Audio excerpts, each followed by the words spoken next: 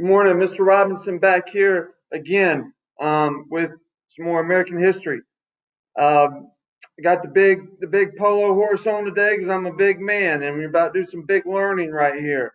So I'm going to continue along with the World War One unit, and we're going to look at. So last week we looked at kind of the beginning or the long term causes of the war.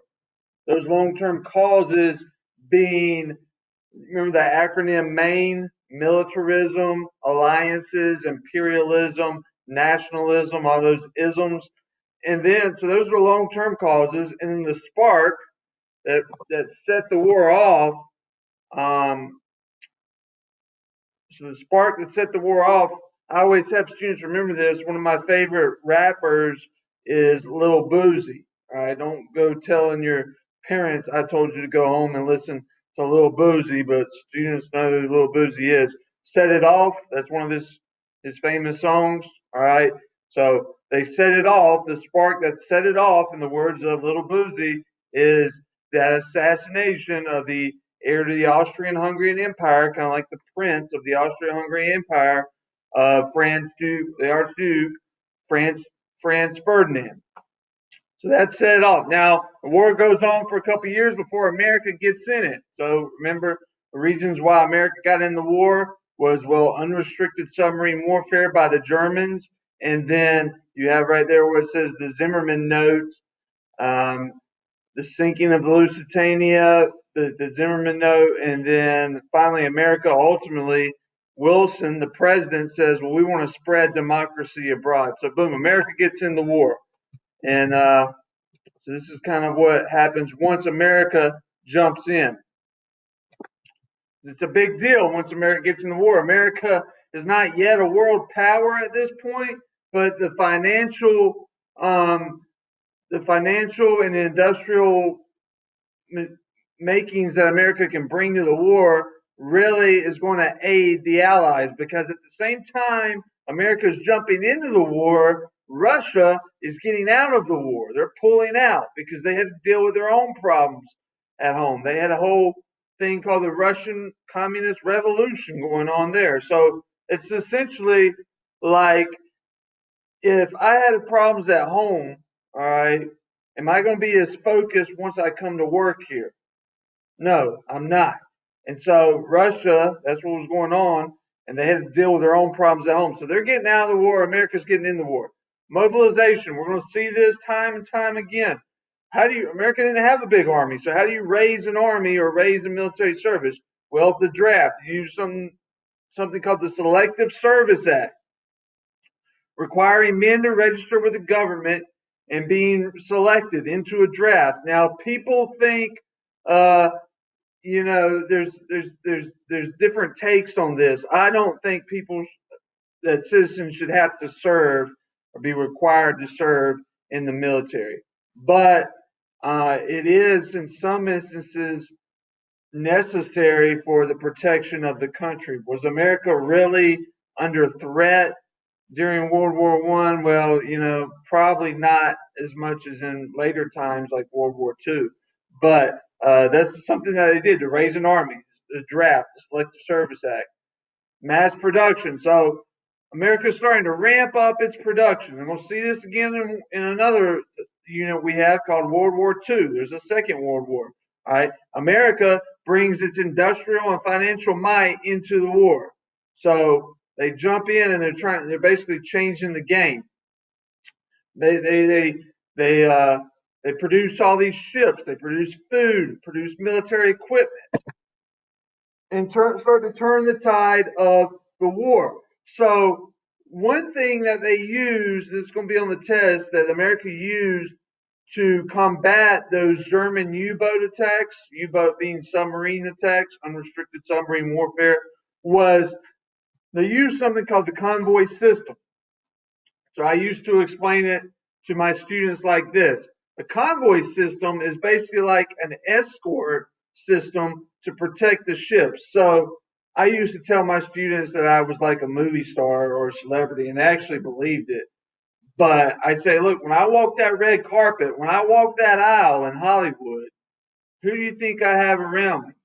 I got bodyguards and stuff around me. Okay, I'm not a celebrity, but you see these celebrities on TV and they have an entourage, right?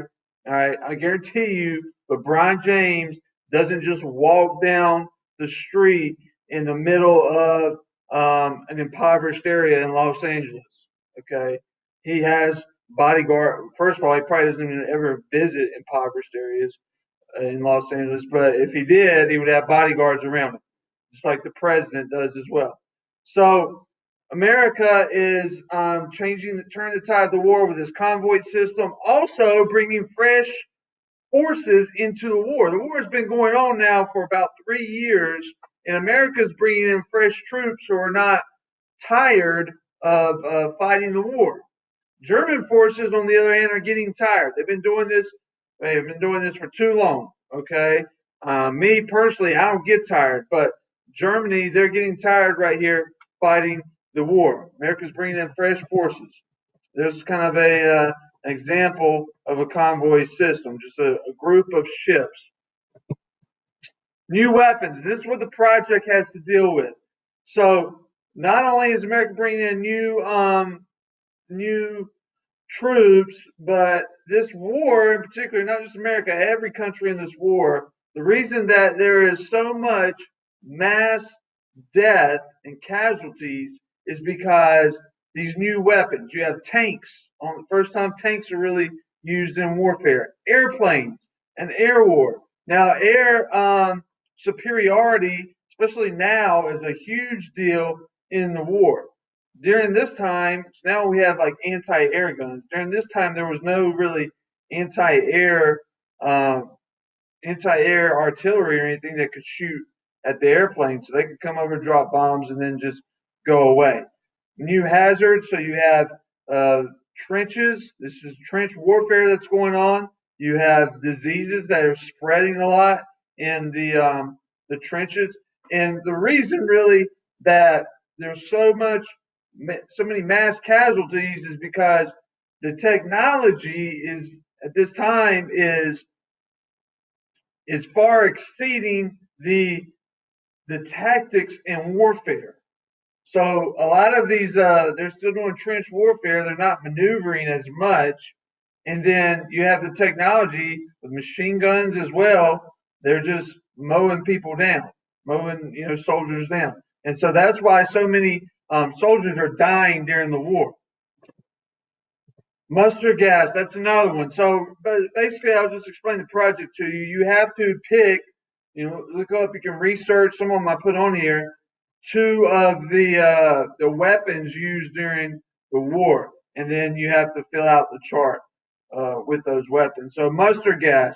So now you have these gas attacks, and I'm telling you, gas is like kind of the scariest type of attack you can come under. Um, and we used to have to do drills all the time when I was in the Marine Corps, going to the Middle East, because we were very fearful of gas attacks. Because the thing is, there's really no way to see or smell the gas. And then the next thing you know, boom, it's on you. And then you breathe in. It's just a very scary type of attack. Now, I was never in one, but there was always a fear of it going on. These gentlemen were obviously in a gas attack. So you have gas masks that are trying to combat these gas attacks. There's a tank, all right? So this is not really looking like a tank today, but here's an old school type of tank. Obviously, one of the very first ones that they used. It's small, but this idea of now we can maneuver in fire. That's the maneuver warfare is going on, and plus these tanks have armor against regular bullets. Machine guns. Machine gun was a big one because now you can shoot a lot of you can send a lot of rounds downrange at the enemy in a short period of time. You don't have to shoot and then reload and shoot and reload. No, you just shoot a lot very quickly. And it's something that's kind of accuracy by volume is the idea. So if I shoot 100 rounds in 30 seconds, one of them is probably going to hit someone, hit something. So accuracy by volume is the idea behind it. And so this is really the machine guns, the tanks. Those are things you can research and look at for the project. And that is just a picture of trench warfare. So life in the trenches is very hard. Not a certainly no war is fun, but this was very very bad. Now, this is America at home. Some of the stuff that's going on at home. You have America because now we're in the war, so our focus is now shifting towards increasing our success in the war. So with the War Industries Board, using that mass production to increase efficiency for producing things for the war. That's what the War Industries Board was for. Now, for my standard class, there's an ed puzzle assignment. For the honors class, there is a reading with this as well that you have to do. Now, during times of war, this is important. During times of war, the economy tends to do very well. And we're going to see this again during World War II. Well, why does the economy do well?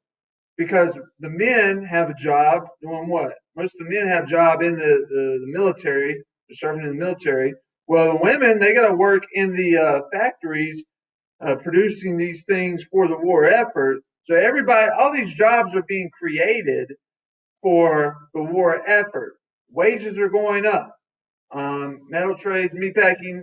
Now, meat packing is important too, producing food because you need food overseas for the soldiers. Now, so this is it's important to note for this unit as well as the next unit in World War II, because some people would even go as far to say, well, most economists would, that World War II brought the country out of the Great Depression, which we'll study later. But during the time of war, the economy does very well, and even for a few years after war, the economy does very well also. Here's just an example. It says, look what she's saying there. Plant your own seeds, your own vegetables, because the government needs those other vegetables to support the war effort. This idea is called victory gardens. Committee on Public Information. Now, this is kind of almost a propaganda type of committee to raise money for the war, to get support for the war. They're raising money for the war by selling war bonds. This happens again in World War II. So these are kind of recurring themes you're going to see throughout the course. War bond was something a person, I'm just using this as an example, the amount as an example. Hey, I'll buy a $20 war bond here.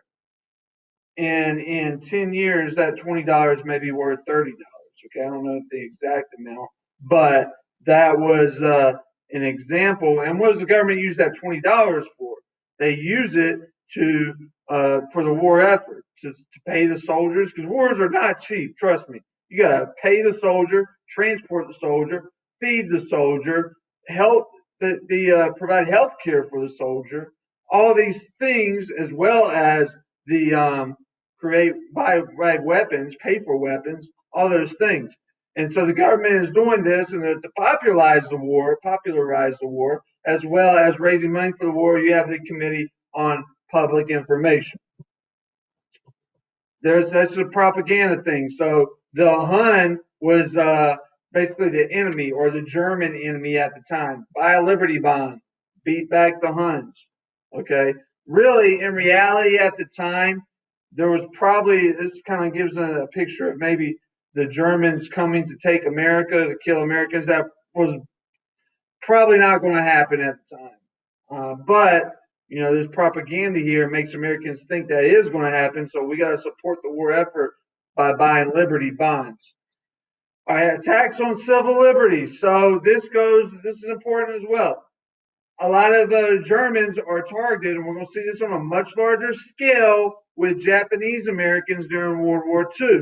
But a lot of Germans were targeted because that's who America was fighting during World War I. Composers of German descent. Their music's not played. Schools stopped teaching languages. Some towns changed their name. So a lot of that. And then this is a real big one. And this is going to be on the test. The Congress passes something called the Espionage and Sedition Acts. And we saw this, if you remember, the Alien and Sedition Acts from American History 1 under the presidency of John Adams, which I also teach that course as well. But what that basically, espionage sedition means you can't talk bad about the government. Right? You can't talk bad about America. If you talk bad about America or say anything disloyal against our government, right, we can put you in jail. That's what this act passed. We could fine you. And we're going to see this guy here, Alfred Schneck, kind of puts this to the test.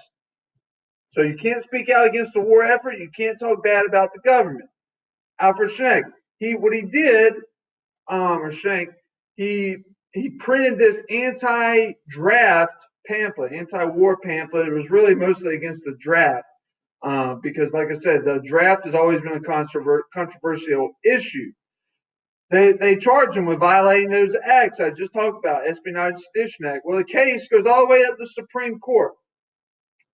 And this is important because the Supreme Court has had a few black marks on its throughout its history. The Supreme Court basically says his right to freedom of speech can be curbed or taken away because he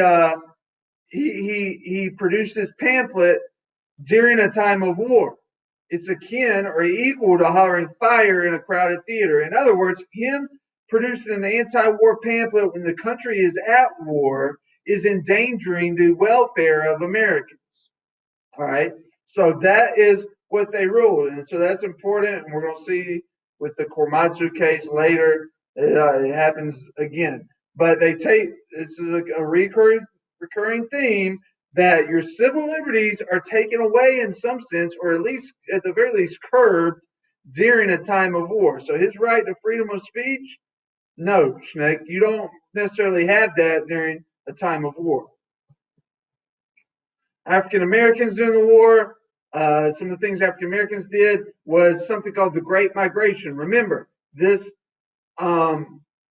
jobs are opening up for the production of materials for the war effort. Well, who's taking those jobs? Well, women are taking the jobs, but a lot of the African Americans are moving from the South, from the agricultural place in the South, where agriculture is largely produced, to the North, to cities in the North, to find work and find jobs in the factories. And so that's called the Great Migration. Women in the war, so women, I've already touched on this. What women did was they did the same thing African Americans did, was they took jobs in cities and they started to branch out in their occupations. Okay, I gotta go through this today. So the flu epidemic, Spanish influenza, taking place during this time. 500,000 Americans died. So this is basically the last epidemic the country has had before the coronavirus. 30 million people worldwide died of this flu. So the flu, and it's going to be a question on your test, killed far more Americans than the war did. Just like the coronavirus has killed more Americans than our war in Afghanistan or Iraq. But how is it? They don't really know how it started. It was possibly spread by soldiers. So this flu is going on at the same time a world war is going on. And people, when troops are being transported everywhere, well, this is before the modern type healthcare we have now, they don't know how it's being spread. And so it's obviously going to get spread very quickly during this time. And then that's the last one I'm going to go over. So